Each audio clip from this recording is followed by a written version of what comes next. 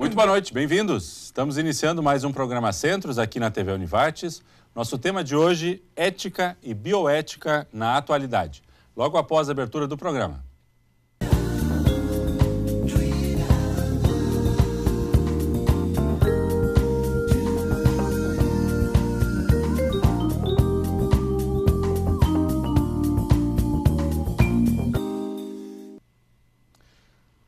Muito bem, começando então o nosso programa Centros de hoje, nosso tema ética e bioética na atualidade.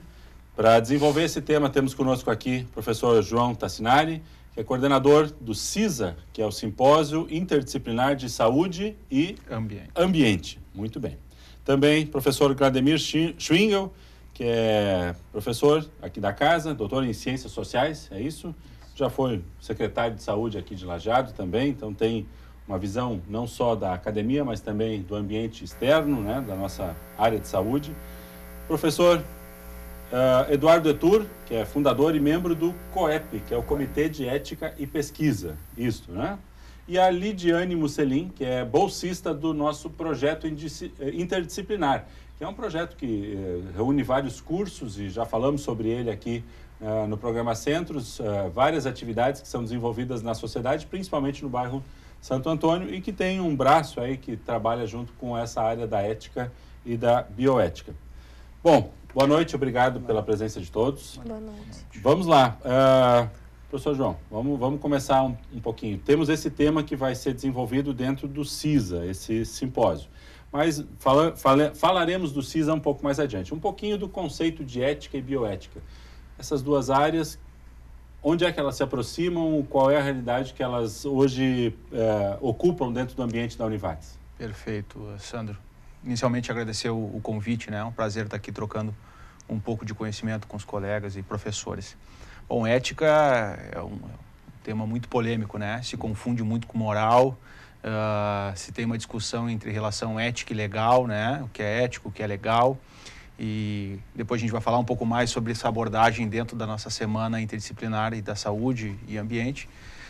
Mas eu acho que começando a contextualizar a ética, eu gosto muito de um filósofo contemporâneo que traz uma ideia de ética, de a gente trazer o que é ética a partir de 3 perguntas, né? Quero, posso e devo. E a partir do quero, posso e devo, a gente começa um pouquinho aí a tentar discutir, né, o que é ética, não só no ambiente da pesquisa, que depois o professor Eduardo vai transcorrer também, mas também dentro do nosso ambiente social, né? Uhum. Sua área de formação e o seu vínculo dentro da Univates é mais voltado para o curso fisioterapia, né? E o curso de estética e cosmética aqui. Isso. A minha graduação básica é biomedicina agora e fisioterapia, mas eu estou vinculado basicamente a estética, né? Dentro da dermatofuncional, dentro da biomedicina estética e dentro da cosmética. E essa área também... Totalmente, né?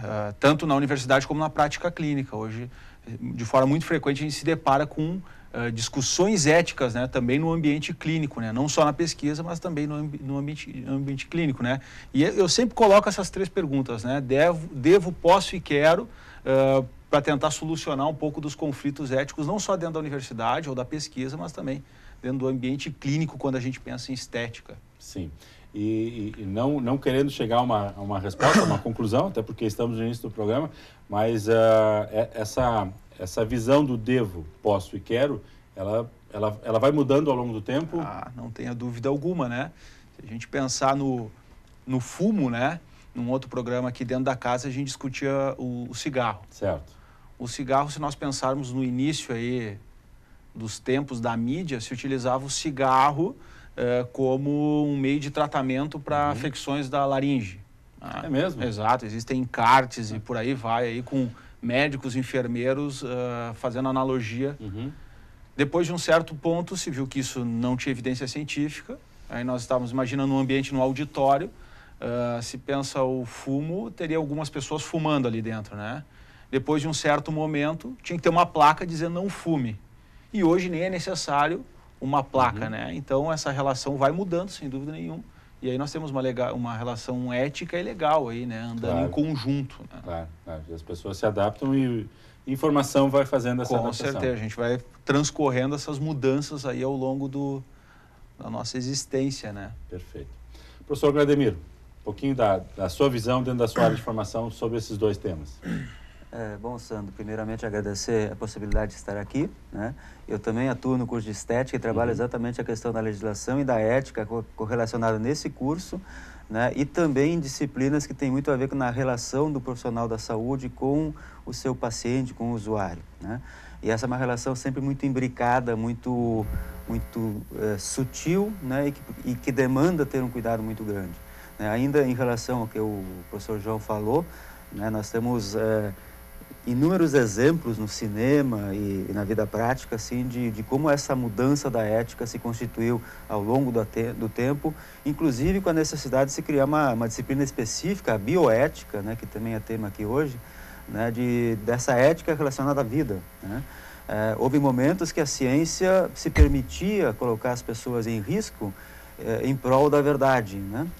Há um filme muito famoso chamado Cobaias, né, a versão brasileira, que mostra uma comunidade negra sendo submetida ao vírus da sífilis, havendo tratamento para a doença, simplesmente para ver a evolução da doença naquele grupo humano. Isso hoje, nas condições atuais, isso é uma coisa impensável, tanto quanto a questão do cigarro, do fumo dentro da sociedade. Nisso tudo, assim, a gente percebe assim, a necessidade premente de estar discutindo esse tema, né? Até porque ele nos traz sempre uma grande necessidade de identificar dentro da sociedade aquilo que se torna prioridade dentro do momento, né? E aí a bioética e a ética se tornam fundamentais, né? Já adianto assim, um exemplo que eu sempre uso em aula e na vida prática, né, de que muitas vezes na saúde pública, né, o profissional da saúde ou o gestor está entre a cruz e a caldeirinha, tendo que decidir investimentos ou técnicas colocadas num grande dilema posto, né? Às vezes você tem um investimento alto para se fazer para atender uma pessoa e esse mesmo investimento poderia ajudar centenas de pessoas. E aí a decisão cabe, né, muita reflexão e a busca de uma disciplina para discutir essa decisão me parece que constitui o forte da bioética atualmente. E aí por aí que a gente transita, eu acho que dá um belo debate para a sociedade toda definir isso. Acho que é importante tirar aí da fala de vocês dois de que não é um debate que tenha uma conclusão. Ele é um processo que tem que estar permanente na sociedade. Ele está em permanente discussão, revisão, reconstrução e adaptação ao momento. Isso, até porque a ética ela é um processo reflexivo, né? Uma capacidade humana de refletir sobre a sua condição, o seu espaço dentro da sociedade e de uma sociedade que é muito dinâmica, né? Então, ao contrário de alguns valores morais que levam muito tempo para se constituir, que eventualmente não mudam, né? Porque são muito arraizados dentro de uma sociedade, a ética ela é muito individual, né? Ela depende de mim, de ti, de cada um de nós e da nossa trajetória de vida, né? E essa reflexão, combinado com a reflexão dos outros, vai constituir a capacidade de nós decidirmos algo que seja justo, né? Que seja aceitável dentro de um contexto. Nem sempre vai ser um consenso, mas vai ser um acordo. Exatamente. Né? Acho que Professor Eduardo, um pouquinho do seu olhar. O senhor é membro e fundador do COEP. O que é o COEP? Vamos explicar primeiro isso. O COEP é um comitê, né, de ética em pesquisa, ele é interdisciplinar e ele tem uma postura, vamos dizer assim, de avaliação de alguns projetos. Então, a ideia do COEP é avaliar ética em projetos, nunca do pesquisador, né? Então, a pessoa pesquisador é uma coisa, o projeto que o pesquisador desenvolve é outra, é isso que nós temos o olhar. Esse olhar não é um olhar de censura, muitas vezes é um olhar Pode ou não pode. Muitas vezes o olhar que nós temos dentro do COEP é de proteção do sujeito da pesquisa, que é o pesquisado, e com isso a gente também protege o pesquisador. E não é que os pesquisadores tenham falhas éticas graves. Muitas vezes é uma frase, é um conceito, uma metodologia que não poderia ser aplicada ou que não está bem aplicada. Às vezes a gente detecta a falta de um outro profissional no projeto, né, para o melhor andamento dele. E nós temos um termo que é sagrado para nós, que é o TCLE, termo de consentimento livre esclarecido, que é o documento que chega para o pesquisado. Então, esse documento, nós temos um olhar especial sobre ele para mostrar o quanto ele é importante para que aquele pesquisado consiga ver dentro da pesquisa que está participando se ele pode ter algum risco, se ele pode ter algum benefício, se tem um objetivo claro para ele, se tem um objetivo ou para ele direto, ou talvez possa atingir outras pessoas com o mesmo problema dele, porque nem sempre a pesquisa vai atingir o pesquisado diretamente. Às vezes, dependendo do tipo de pesquisa, com fármacos, por exemplo, talvez não chegue a tempo daquele pesquisado ter um benefício. Mas, para outros pesquisados, outras pessoas no futuro que possam ter o mesmo problema. Quer dizer, o exemplo que o professor Vladimir colocou, uma pesquisa em determinada comunidade, as pessoas teriam que hoje assinar esse termo de consentimento livre e esclarecido, autorizando a participação. E tem regramentos para esse documento ser redigido. Então, o Ministério da Saúde deixa em algumas linhas gerais e os comitês podem, inclusive, incrementar algumas frases, algo que o comitê acredita que é importante. Mais do que o comitê hoje, mais do que uma estratégia, mais do que um posicionamento, uma intenção de uma instituição, no caso aqui o Univates, hoje ele é um órgão obrigatório, né? Para a pesquisa. Para as instituições de ensino obrigatoriamente precisam ter os seus COEPs dentro da sua estrutura de funcionamento, ou ainda é um setor que só instituições que busquem um certo posicionamento e regramento colocam? A maioria das pesquisas das universidades hoje tem o seu comitê, ou de ética em pesquisa em humanos ou em animais. Certo. Então, não existe a necessidade desse tipo de acompanhamento, mas caso algum pesquisador trabalhe numa instituição que não tem o comitê, ele pode encaminhar para o Ministério e aí é encaminhado para comitês próximos. Comitês outros não da sua instituição. Outros não são da instituição. Nós temos hoje uma plataforma informatizada que lida isso, a plataforma Brasil, né? Que todas as pesquisas do Brasil são instituídas lá e então há como jogar para outros comitês fazer avaliação. Não precisa obrigatoriamente ter uma estrutura própria se a instituição não tiver. Mas é importante para a instituição, né? Porque isso cria um know-how interno também, né? É um momento, é um espaço muito rico, né? O Eduardo participa desde o início, né? E que muitos professores da casa, e há participação inclusive externa, né? Existe participação do Conselho Municipal da Saúde, quer dizer, pessoas que não são da academia também participam, né? Eu acho que é importante frisar isso, exatamente para ratificar, né, e poder permitir que o controle social dentro do sistema de saúde possa se exercer também. Sim. Só para complementar, Sandro, eu acho que isso que o professor Eduardo e Vladimir falaram, né, e aí eu já linko com a ideia da evolução que tu questionou antes, né. Primeiro, antigamente não se passava pelo comitê de ética. Hoje já se tem os comitês, né, para algum lugar vai.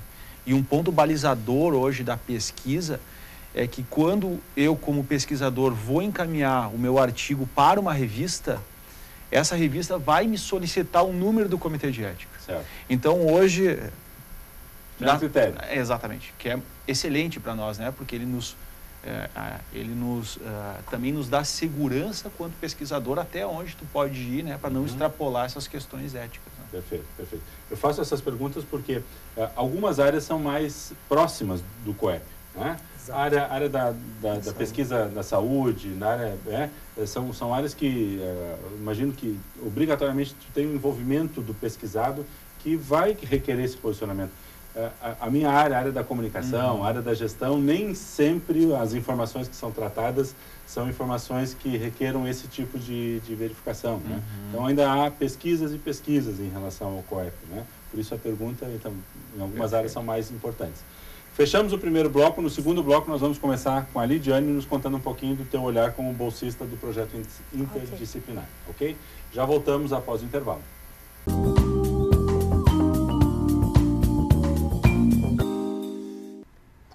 Ética e bioética na atualidade. Esse é o nosso tema do programa Centros de hoje. Estamos começando o nosso segundo bloco.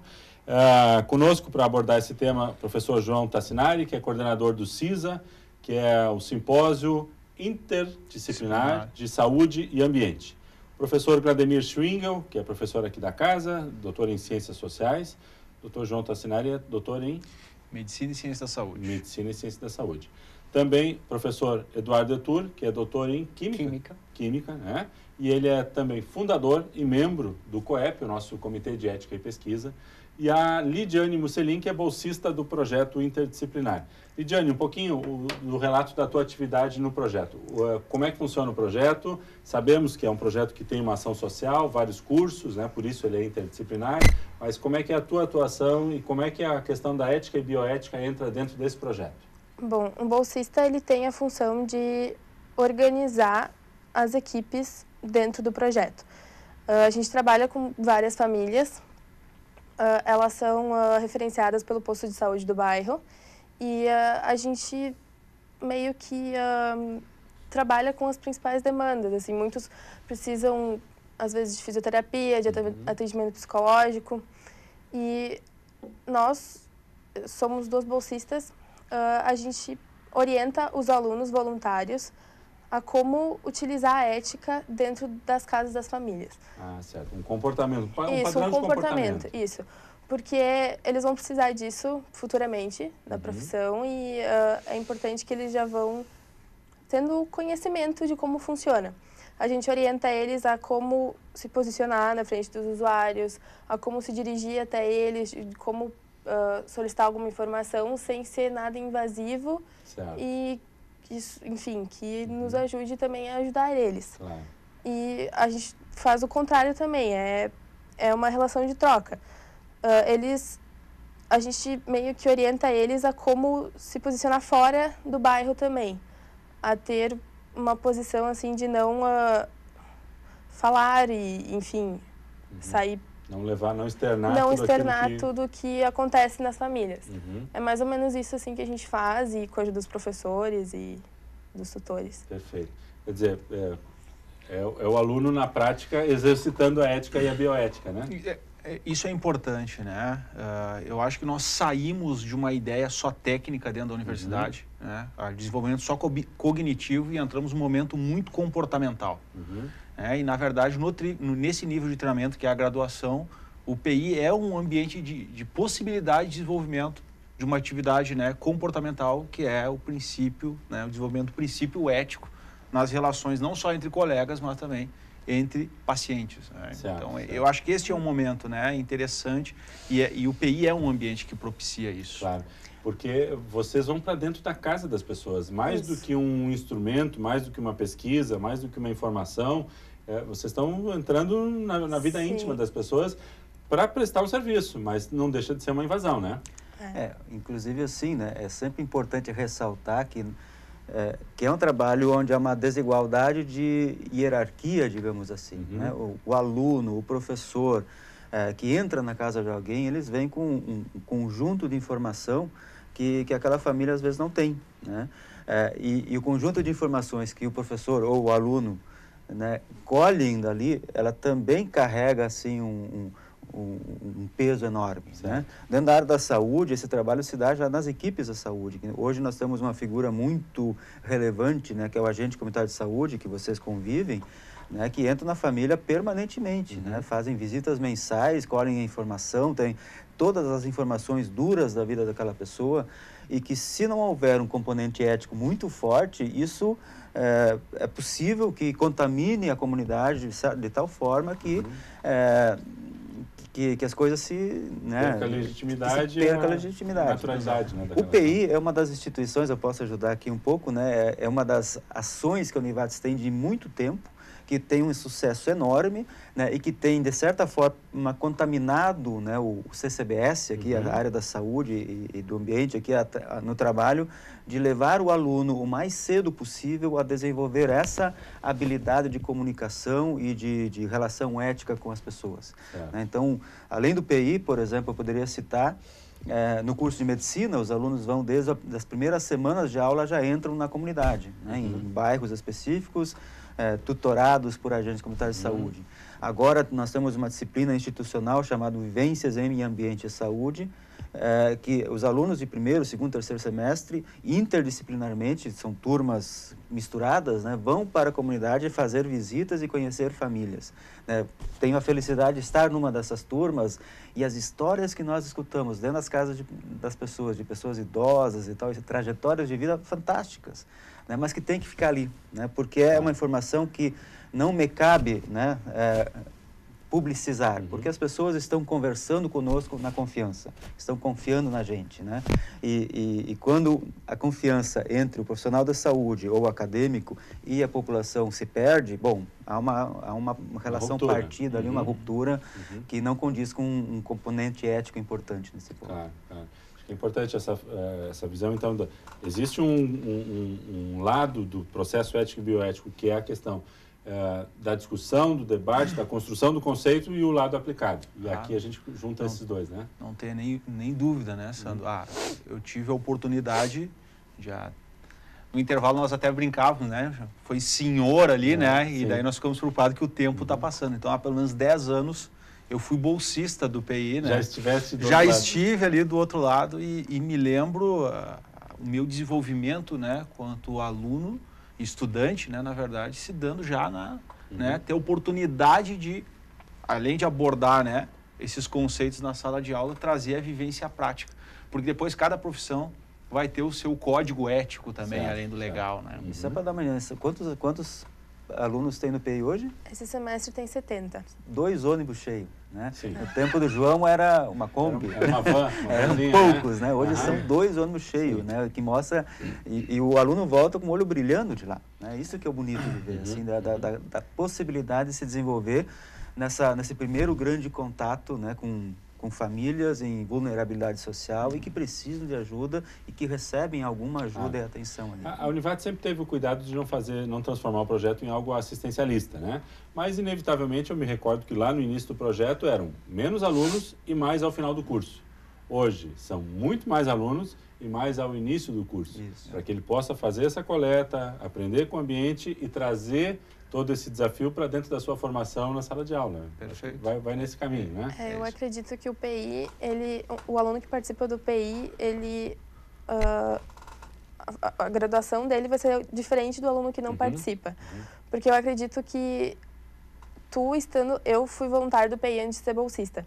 Tu estando dentro da casa, da família e vendo como vai ser a tua futura profissão, é muito interessante, sabe? Sim. E tendo esse contato com a ética também, tu vai poder...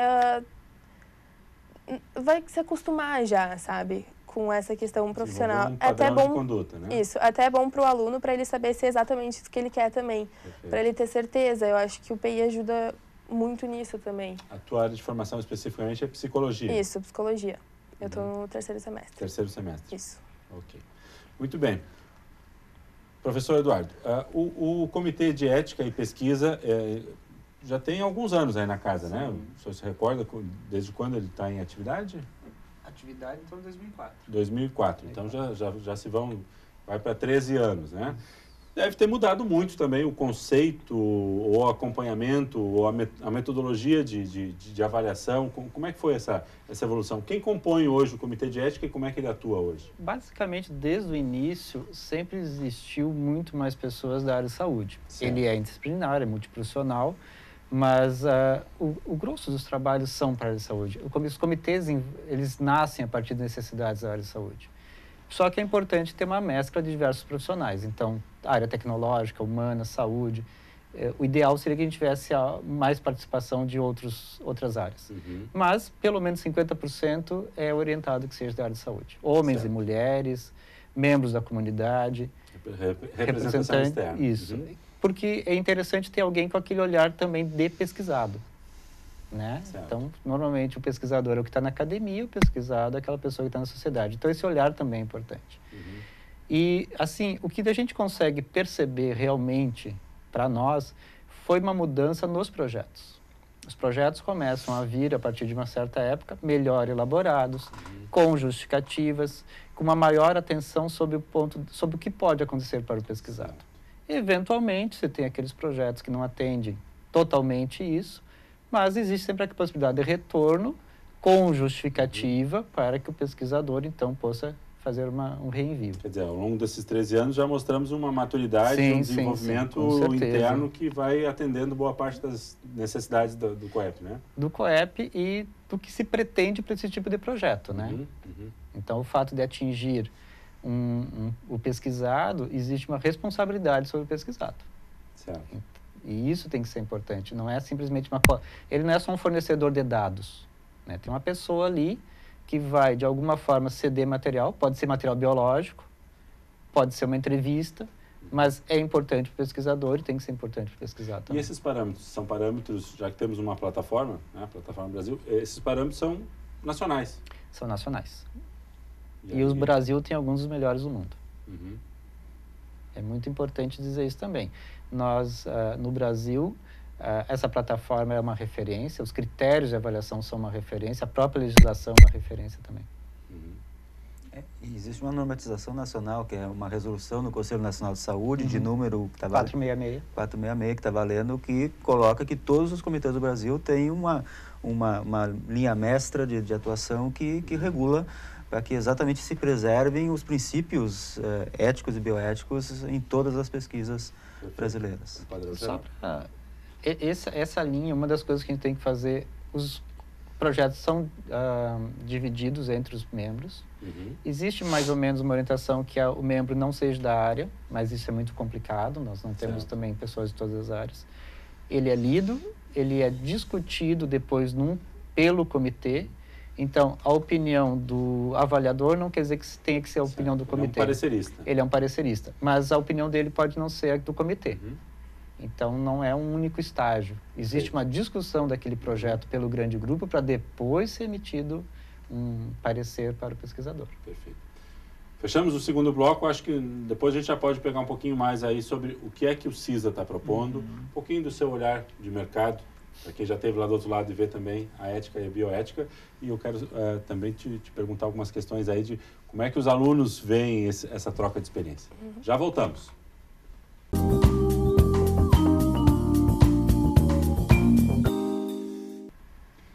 Terceiro bloco do nosso programa Centros de hoje, estamos falando sobre ética e bioética na atualidade. Professor Vladimir, o senhor já esteve na situação de secretário de saúde, portanto, vivenciou muito fortemente a realidade da área da saúde, não só na pesquisa, mas também lá o usuário, do outro lado, né? E a ética e a bioética, nós estávamos conversando aqui no intervalo, não é alguma coisa somente que a universidade ou que o pesquisador faça para ser bonzinho, mas é uma evolução nas relações, porque o usuário, o pesquisado, ele merece, ele tem esse direito, né? Mas essa percepção é uma percepção tênue. Às vezes a pesquisa tem que ir um pouquinho além, ou como é que fica essa discussão entre pesquisar e avançar um pouco, ou o limite estabelece que não vamos passar de lá e aí vamos nos manter no que sabemos hoje? Como é que fica esses dois lados? O senhor que trabalha como pesquisador e já esteve do outro lado do mercado. Talvez esse seja um grande choque de ideias atual, né? Nós vimos nas grandes mídias seguidamente situações em que algumas tecnologias em estudo ou informadas na grande mídia que estão acontecendo fora do Brasil, mas que não estão liberadas ainda aqui, se tornam uma tensão dentro do sistema, porque usuários exigem que tal e tal droga em testes nos Estados Unidos seja fornecida porque o meu familiar está com uma doença específica que eventualmente poderia ser beneficiado ou não, né? Quer dizer, entre o desenvolvimento da droga e a possibilidade dessa droga estar à disposição da pessoa no mercado de trabalho ou num posto de saúde, tem um caminho, né? E esse caminho passa, no caso da saúde, sempre pelo crivo, né, da Anvisa, da Agência Nacional de Vigilância Sanitária, que muitas e muitas vezes é vista como o vilão da história, mas não é, né? Na realidade, ela bota na aplicação da vida, né, a defesa desse usuário, né? Nós não podemos simplesmente colocar no mercado drogas e produtos que ainda não estão validados ou que estão em desenvolvimento e que, portanto, têm uma repercussão possível muito negativa, né? Uma outra questão que eu acho interessante a gente sempre colocar a sua perspectiva, que acontece muito na saúde pública, é a prioridade entre investir algum dinheiro para ajudar muitas pessoas ou investir esse mesmo dinheiro para ajudar uma ou duas pessoas. Isso é um assunto muito sensível, né? Aqui mesmo em Lajeado, nós já passamos por algumas discussões desse tipo alguns anos atrás. Eu sempre cito um exemplo de que nós tínhamos uma ação de cirurgias eletivas proposta para beneficiar cerca de 150 pessoas, e aí, numa tacada, numa demanda judicial, todo aquele recurso foi bloqueado para ajudar uma pessoa em específico, numa prótese muito rara, né? E aí Salomão, né? Como é que a gente decide uma coisa dessas, né? A pessoa que precisava da prótese tem todo o direito de recebê-la, né? Mas o recurso que havia prejudicou, entre aspas, as outras 150 pessoas, né?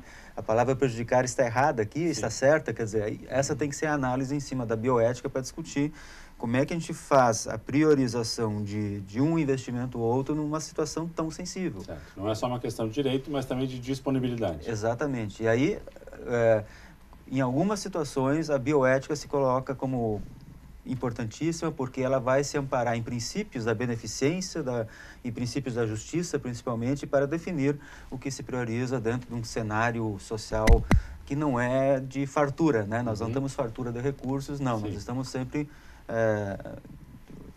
gerenciando a falta. A escassez. Né? A escassez. Dessa sua fala, a gente já pode pegar mais duas áreas que tranquilamente teriam que participar de qualquer discussão de ética e bioética, que é a questão da gestão, né? Gestão, principalmente gestão de recursos, gestão de novidades, a inovação, né? E também a questão judicial, né? A questão jurídica. Um dos temas na saúde muito frequentes hoje é a judicialização da saúde, né? Onde milhões e milhões de reais são gastos em medicamentos que podem ser discutidos, né? Que são discutidos ainda, que não estão no espectro de uso comum no Brasil, mas que são demandados por uma decisão judicial, às vezes com peritagem de profissionais médicos, principalmente, às vezes não, né? Então é um juiz que decide prescrever ou autorizar o uso e o gasto desse medicamento. É um tema sensível, né? Que eu acho que merece uma discussão no outro dia, um pouco mais, né? Mas que impacta violentamente no dia a dia da gestão. É importante a gente ficar nesse conceito de que não é uma questão de estar certo ou errado, mas há uma discussão que deva ser feita, né? E essas questões que o professor Vladimir fala é muito interessante, porque a saúde, de certa forma, está diretamente relacionada à pesquisa nesses casos. E a gente fala muito de evidência científica. E muitas vezes se recorre a esse tipo, e se busca esse tipo de medicamento que não tem um nível de evidência científica 1 ou 2. Ou seja, os estudos ainda são de base. E como são medicamentos que estão em desenvolvimento, o custo é muito alto. E aí não se coloca algo que é muito importante na prática clínica, que é a questão da eficácia, eficiência e efetividade. Porque não basta o medicamento ele simplesmente ser bom, mas ele não ser viável, né? Ou o valor ser astronômico, ou ainda o tempo de sobrevida daquele paciente não vai. Exatamente. Então aí é muito discutível, né? Porque aí eu imagino que às vezes a justiça leve em conta o direito a ter uma chance, mas o direito a ter uma chance recorre sobre outras várias variáveis. Exatamente.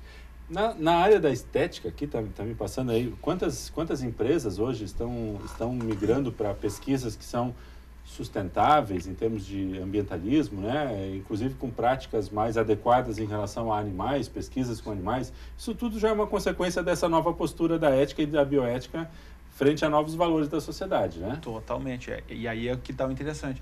Quando a sociedade começa a mudar, que é aquilo que a gente discutia, quando ela começa a mudar e ela começa a buscar mais, né, marcas que tragam no seu contexto a ética e a bioética, obviamente as empresas, né, têm que começar a modificar as suas estruturas, né, de como que chega esse produto lá. Mas hoje ainda é um diferencial das que conseguem fazer com que isso seja um elemento do seu processo. Não tenha dúvida nenhuma, né? Esse é um diferencial, né?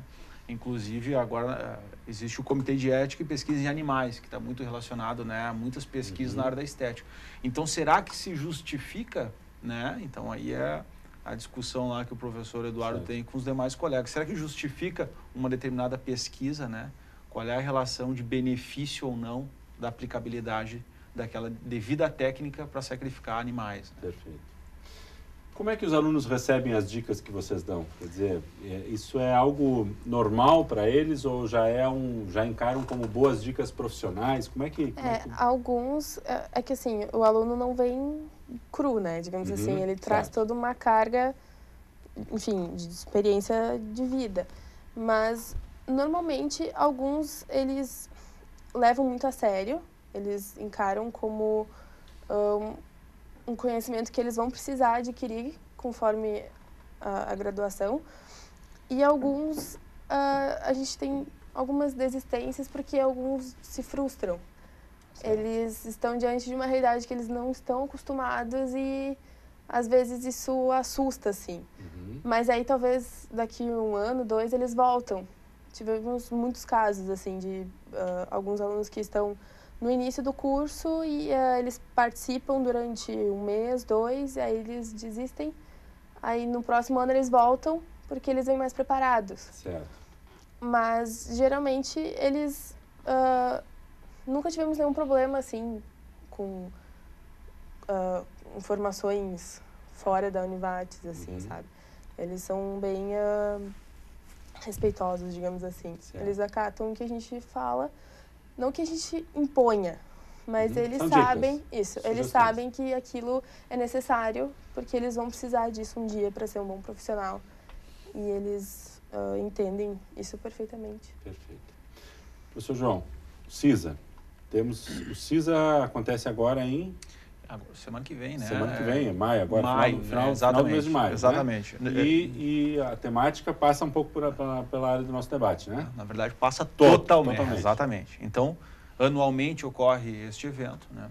E sempre que se encerra uma semana, né?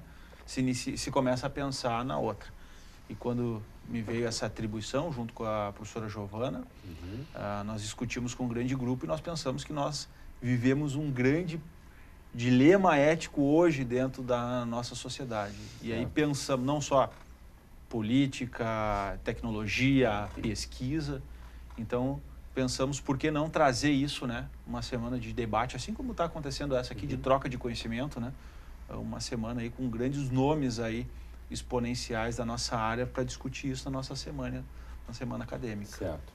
E o CISA, então, vão ser palestras? É voltado para alunos, a comunidade? Como é que funciona isso? É um evento voltado para a comunidade acadêmica, mais efetivamente. Então, 16, 17 e 18 ali, onde vão estar os nomes aí discutindo essa temática, né? Certo. Terça, quarta e quinta-feira. Noite e quarta-feira pela manhã também. Certo. Os cursos da área da saúde, prioritariamente... Já estão lá, né? Já estão lá. Os cursos da área da saúde estão lá. E nós, professores, fomentamos isso, né? E os alunos também envolvidos. E a ideia é trazer... Os nomes que a gente traz são nomes que discutem a ética, a bioética de uma forma bem ampla. Não sei se tu queres transcorrer sobre isso agora. Podemos começar. Talvez a gente não vá fechar nesse bloco, mas podemos começar. Perfeito. Começamos na terça-feira, além das atrações culturais todas, começamos na terça-feira, então com uma professora exponencial na área de tecnologia. Então, ela é nutricionista, educadora física de base, mas ela é uma das referências na ideia de tecnologia e ética. Então, olha, já começamos aí bem agressivos. Certo. Isso é um tema que a gente... Como que eu utilizo as redes sociais hoje, aonde que a ética permeia, até onde que eu posso, não posso ir, não só com a relação com pacientes, mas também em relação aos colegas. Né? Então, ética e redes sociais, nós começamos aí de uma forma... Atualíssima, né? A gente, até nós mesmos hoje, não sabemos exatamente como se comportar, né? Até onde que o que eu devo, o que eu posso e o que eu quero dentro das redes sociais. Então, essa é a nossa primeira discussão. Perfeito. Logo na sequência, uma professora da PUC, que é a professora que, assim como nós temos o professor Eduardo aqui, o professor Vladimir, que são referências no tema aqui dentro da instituição, nós trouxemos a professora da PUC, a Clarissa Alho, que é justamente a professora que, no mestrado e no doutorado, ela discute esses temas de ética. Então, o nosso primeiro dia fecha aí. Perfeito. Quarta-feira pela manhã, posso continuar? Vamos deixar para o segundo bloco? Para o próximo bloco, que é o nosso último. Aí a gente fecha a programação e faz uma última rodada aí de visão dos nossos convidados. Já voltamos.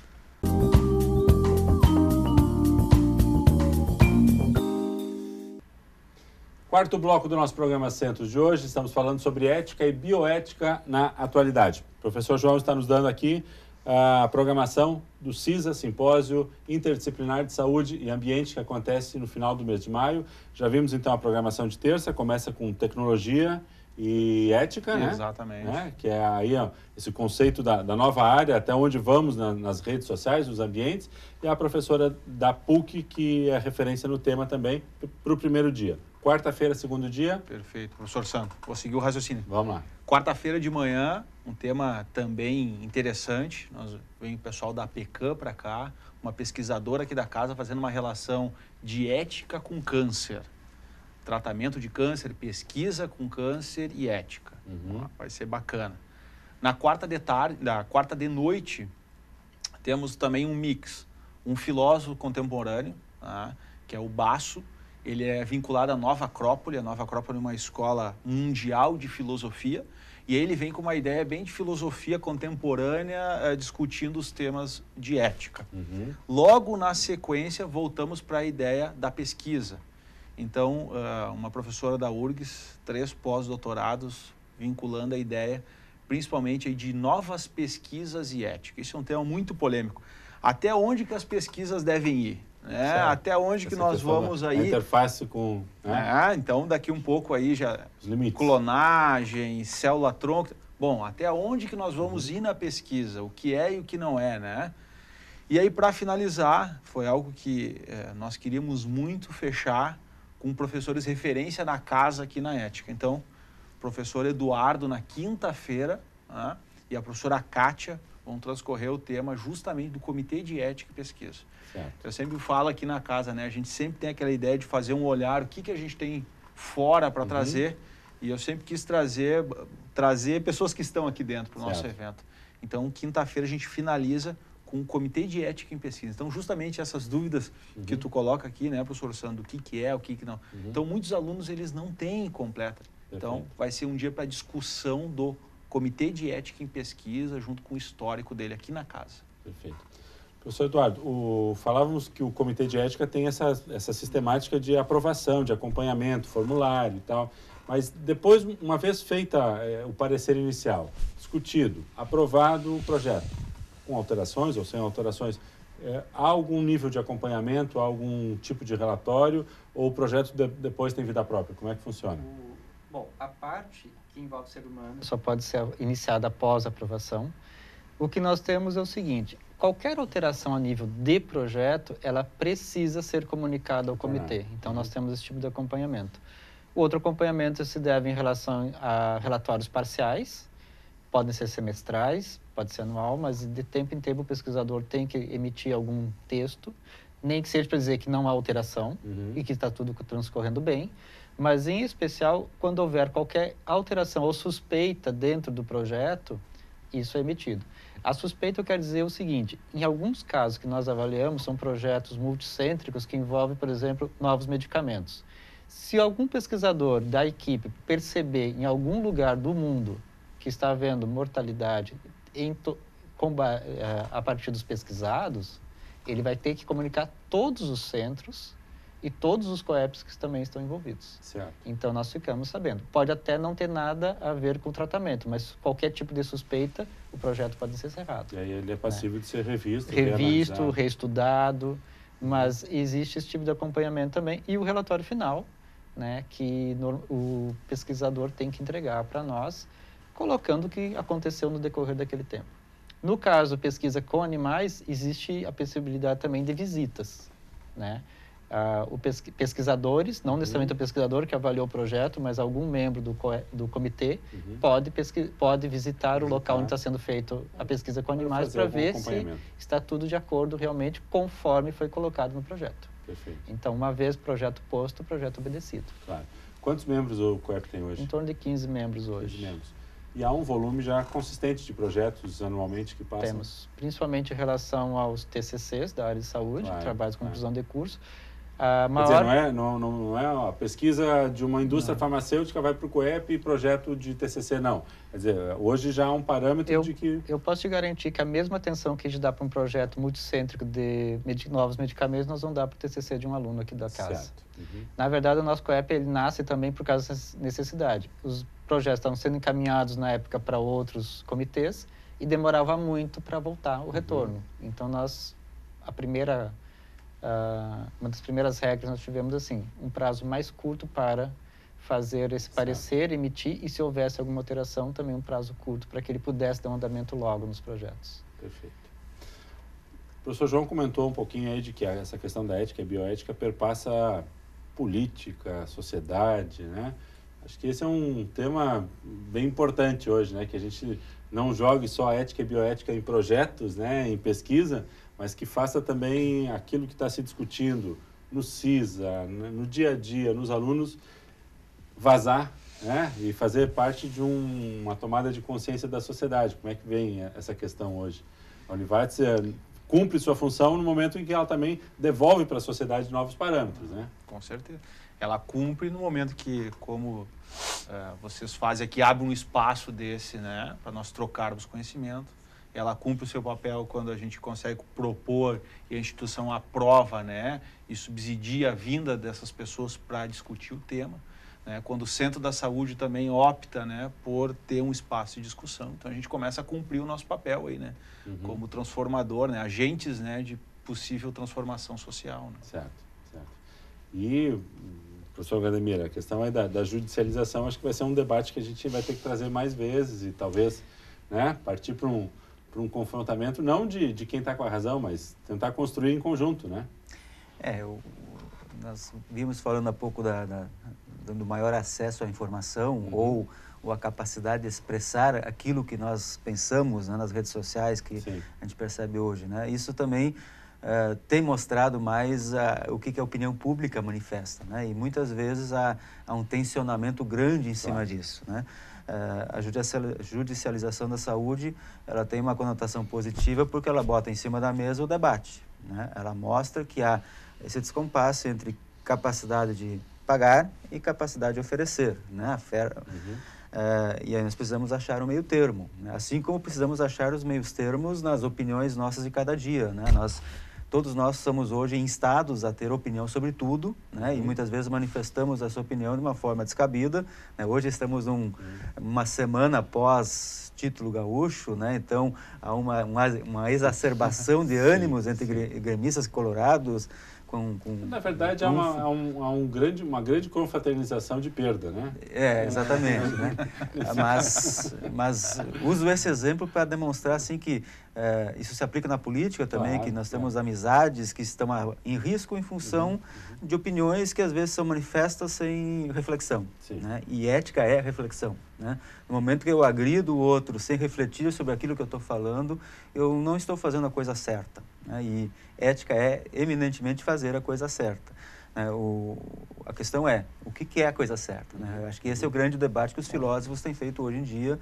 E eu acho que esse conceito de que é o certo que vem mudando rapidamente ou sendo questionado de uma forma mais aberta, né? E menos dogmatizada. Certo. A certeza é a morte, né, da evolução, né? Porque a gente não troca mais, não aprende, né? E não é essa a função do comitê de ética, né? Não é dar certezas, é dar parâmetros, né? A ideia é realmente assim, olha, você pode melhorar aqui. Dificilmente um projeto que passa pelo COEP ele é negado. Já aconteceu, mas é muito difícil, é um caso raro. Normalmente são pequenas modificações, frases, palavras que faltam. Eu sempre lembro de um termo que uma vez chegou. O projeto envolvia um exame de sangue, né? Então havia necessidade de retirada de sangue de crianças, que já é complicado trabalhar com criança. E o TCLE, faltou uma palavra, e quem assina o TCLE nesse caso é o pai ou a mãe, o responsável. E eu me lembro bem da frase, porque eu sempre uso isso. Caso a criança não queira participar, ela será obrigada. Faltou não. E por causa daquele não, naquele TCLE, o projeto entrou em pendência, foi encaminhado de novo pesquisador, menos de 24 horas estava ali o novo TCLE com o não no lugar certo. E foi aprovado. Então, às vezes, é uma coisa simples, mas a gente também tem que se colocar no lugar do pai, da mãe, do responsável, que vai pegar um TCLE e vai estar lendo lá que o filho dele será obrigado, será forçado a realizar um exame de sangue. Então, muitas vezes são coisas muito simples.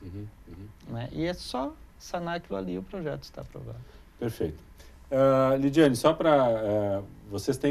com que frequência vocês trabalham com os alunos? Ou é mais no início do semestre? Como é que é a dinâmica? Nós trabalhamos durante um semestre todo. Toda semana a gente vai lá para o bairro. Certo. Mas especificamente o conceito de ética e bioética, em que momento entra nessa discussão? É mais no início, quando os alunos começam a frequentar a casa das pessoas, ou há uma regularidade nesse contato? No início, quando a gente...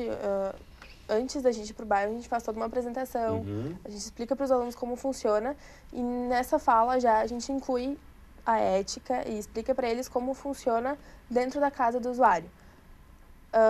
Conforme o semestre vai passando, os professores tutores, porque cada equipe tem um tutor, é um professor de uma área diferente, ele vai reforçando para os alunos não se perderem, isso, para eles, enfim, perceberem que isso é importante e que é necessário. Perfeito.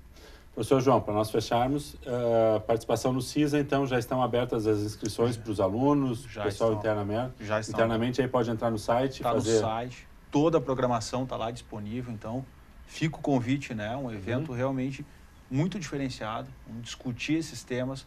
O tempo todo a gente fez a questão deste ano de ocorrer a troca, então, de conhecimento. Então, nós vamos sempre dar um espaço para abrir o debate, vão ter mediadores, o professor Leonardo aqui vai estar fazendo a mediação da roda de conversa, dependendo do assunto. Então, já está lá, né? A ideia agora é só participar e usufruir. Né? E para fechar, quais são as 3 perguntas? Quero, posso e devo. Então fica aí a dica, né? Se a gente também pode levar um pouquinho para a prática, podemos nós também no nosso dia a dia pensar um pouquinho frente a novas situações que a gente enfrenta. Quero, posso, devo, é uma boa dica, né? 3 perguntinhas básicas que nos ajudam a tomar novas posturas. Exatamente. Agradeço a participação de todos, muito obrigado e principalmente a você que nos acompanhou no programa Centros de hoje. Voltaremos na próxima semana com um novo tema aqui na TV Univates. Muito boa noite.